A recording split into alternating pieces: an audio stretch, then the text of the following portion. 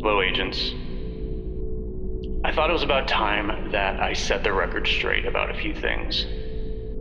I died at Project Warta almost 30 years ago. I was the first of us to die and come back as a simulacrum. And look, there's a lot that we can blame Calvin for, but he didn't force me to keep the secret. I actually volunteered for that. In the 90s, XM research was the fringest of fringe science, and I knew how important it was that we kept that information to a very tight trust circle. All of that said, when I volunteered to not let anyone find out what I truly was, I definitely didn't think it all the way through. I didn't realize what I was giving up. Because of course, when this happened, I essentially stopped aging. And on a long enough timeline, you run out of ways to explain that away. I was actually pretty proud of my solution to that, pretending I had a kid and then just becoming that kid. But here's the thing. Keeping this a secret meant I couldn't let anybody in. My supposed wife, my home life, my family. All of this had to happen off screen. And as far as my colleagues were concerned, they were a carefully cultivated fiction that kept the people in my circle from learning the real truth. I was always into games. Growing up, before all of this, I loved strategy.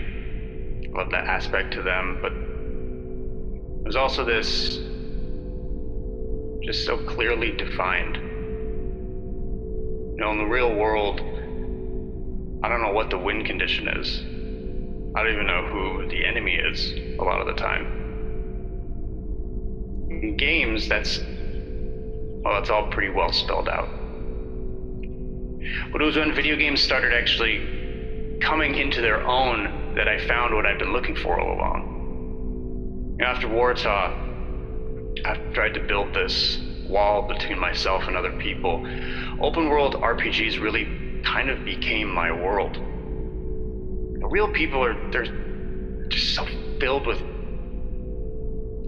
contradictions, so randomly at the mercy of their emotions, so willing to let them cloud their logic. But video game characters are so much more straightforward. And look, I know what the other researchers have been saying about me.